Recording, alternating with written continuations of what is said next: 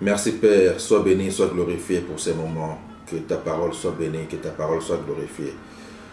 Nous allons lire Matthieu chapitre 12. Matthieu chapitre 12, le verset 50.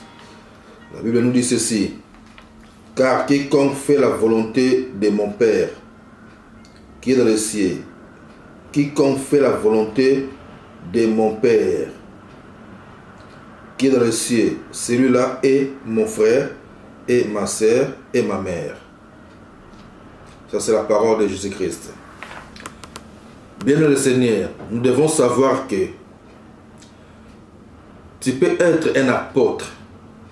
Tu peux être un apôtre et ne pas être un frère en Christ. Donc, je vais vraiment expliquer ça calme pour que nous puissions bien comprendre.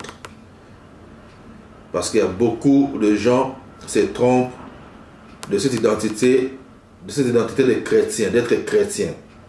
Beaucoup de personnes se trompent, se faisant passer pour des chrétiens. Donc, je vais essayer un peu d'expliquer selon la connaissance que moi j'ai, selon la compréhension que moi j'ai dans la parole de Dieu, selon ce que moi j'ai eu à comprendre dans la parole de Dieu. Si c'est le contraire à ce que vous savez, vous pouvez aussi nous aider car nous sommes tous en Christ. Et c'est comme ça que l'Église avance. C'est comme ça que l'œuvre de Dieu avance. Et c'est comme ça que nous arrivons tous à comprendre bien la parole de Dieu. Alors je disais ceci, et où je peux carrément lire les versets bibliques que je vais lire dans Matthieu chapitre 12, verset 50. La Bible nous dit ceci. Car quiconque fait la volonté de mon Père qui est dans les cieux, celui-là est mon frère et ma soeur et ma mère. Alors, je dis ceci, tu peux être un apôtre et ne pas être un frère en Christ. Je réponds, tu peux être un apôtre. Par contre, tu n'es pas un frère en Christ. Tu peux être un disciple. Tu peux être un disciple et ne pas être un chrétien. Un disciple peut devenir apôtre. Donc, je vais vraiment expliquer ça calme et que vous puissiez mieux comprendre. Je réponds. Tu peux être un apôtre et ne pas être un frère en Christ. Tu peux aussi être un disciple et ne pas être un chrétien. Parce qu'un disciple peut devenir apôtre, un disciple peut devenir un chrétien. On devient chrétien par ton comportement, par ton obéissance à la parole de Dieu. Donc, on devient chrétien par ton comportement et par ton obéissance à la parole de Dieu. Car un chrétien, c'est quelqu'un qui cherche à devenir comme Jésus-Christ. Un chrétien, c'est quelqu'un qui cherche à devenir comme Christ Jésus. Vous comprenez? Donc, tu peux être un apôtre, mais tu n'es pas chrétien. Tu peux aussi être un disciple, mais tu n'es pas un chrétien. Donc, un apôtre peut aussi ne pas être un frère en Christ. Et nous continuons. Donc, je disais, on devient un chrétien par ton comportement. On devient un chrétien par ton obéissance à la parole de Dieu. Car un chrétien, c'est quelqu'un qui cherche à devenir comme Christ Jésus. Tout le monde peut devenir disciple. Car un disciple, c'est quelqu'un qui suit les enseignements d'un maître. Est-ce que vous comprenez? Tout le monde peut devenir disciple. Car un disciple, c'est quelqu'un qui suit les enseignements d'un maître. Il peut aussi arrêter s'il n'est pas d'accord avec ses maîtres. Il peut aussi arrêter s'il n'est pas d'accord avec ses enseignements. Et ne plus continuer avec les maîtres en question. Vous comprenez?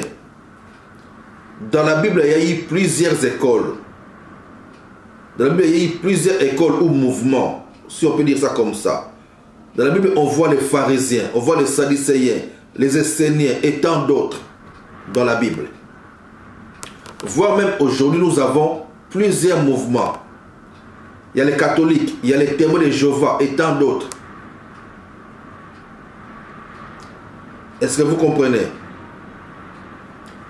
Paul, l'apôtre, était pharisien avant de devenir disciple de Jésus-Christ.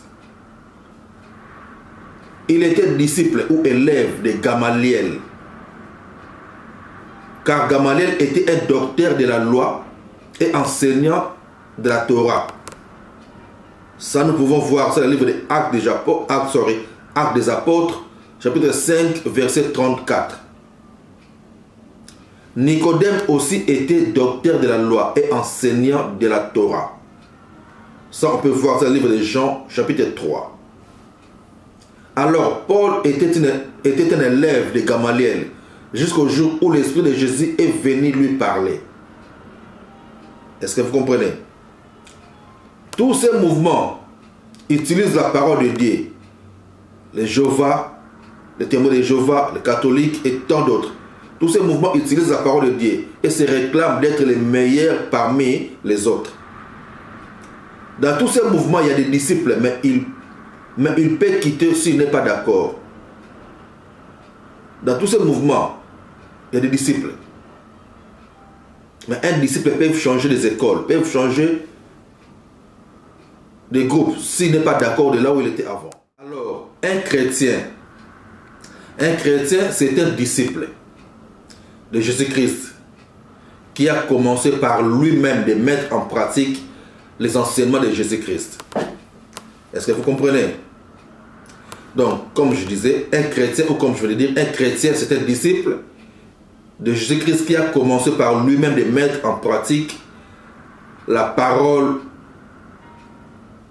de Jésus ou ses enseignements. C'est un disciple, un chrétien, c'est quelqu'un qui veut devenir comme son maître.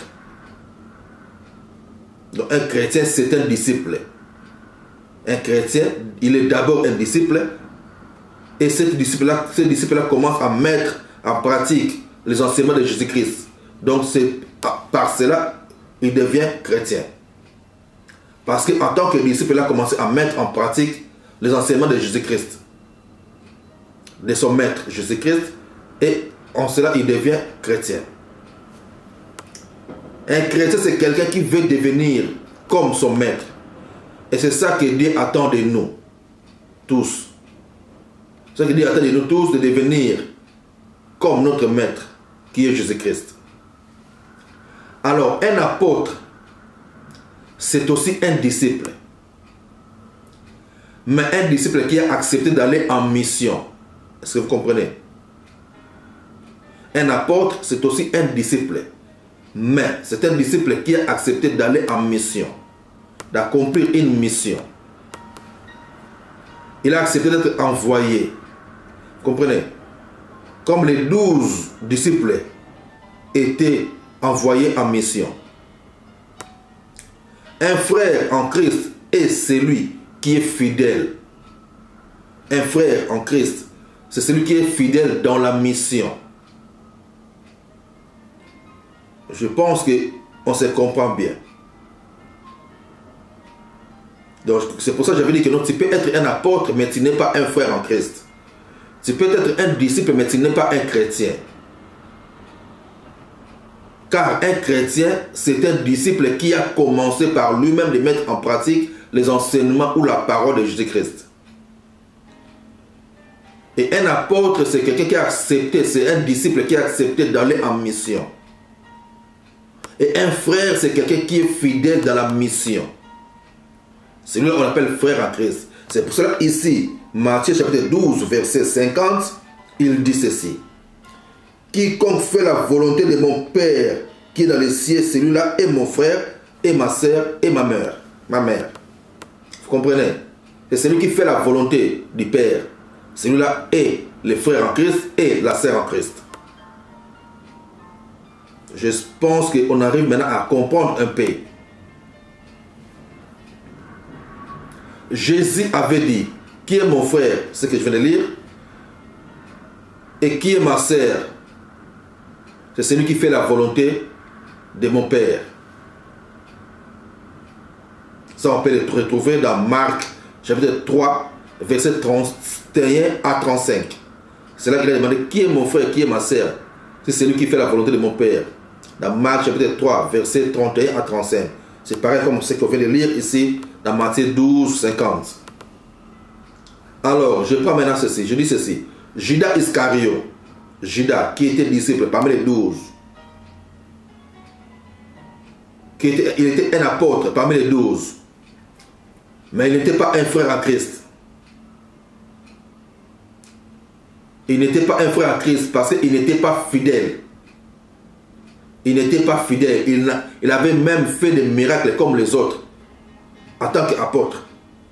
Judas Iscario était apôtre. Comme on voit d'autres apôtres aujourd'hui ici, dans ce monde, qui font des miracles mais qui ne sont pas fidèles. Qui font des choses aussi contraires ou des choses qui ne glorifient pas Dieu. Les miracles, vous pouvez les faire. La parole, vous pouvez l'annoncer. Mais vous n'êtes pas des frères en Christ. Car un frère en Christ, comme je dis, c'est celui qui est fidèle dans la mission. La Bible dit ceci. Il y avait un jeune homme dans le sépulcre de Jésus. Il avait dit aux femmes qui étaient venues pour voir le corps de Jésus,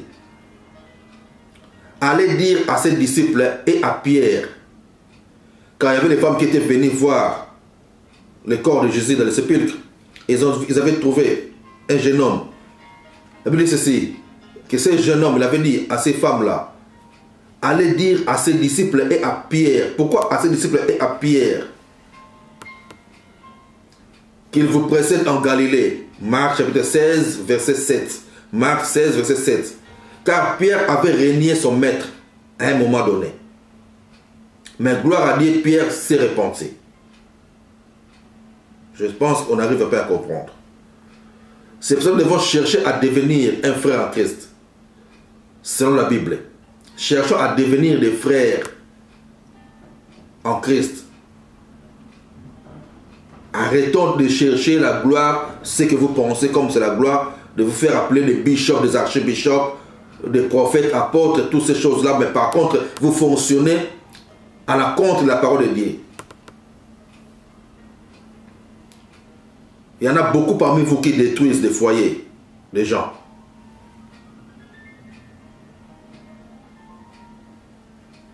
Moi-même, j'ai failli être victime de vos archibishops qui ne savaient pas de leur façon de contacter des femmes d'autrui. Il a tombé un jour chez ma femme. Et il s'est retiré lui-même. Donc c'est pour dire que non, il y a beaucoup qui sont des bishops, archibishops, des prophètes, apôtres, qui ne sont pas des frères en Christ. Ils sont comme les Judas. Ils font des miracles, ils annoncent la parole de Dieu. Mais ils ne sont pas des frères en Christ. Tu peux te repentir comme Pierre et redevenir normal et chercher à devenir un frère en Christ. Que Dieu te bénisse. Nous sommes toujours dans l'école du Saint-Esprit sur Shiloh TV. Je disais, Judas prêchait la parole. Il faisait aussi des miracles. Avec les 12 envoyés par Jésus pour chasser les démons. Judas aussi avait chassé les démons. C'est pour ça que nous devons veiller et prier. Comme la Bible nous dit, que personne ne vous séduise. Nous sommes en Christ. Que Dieu vous bénisse.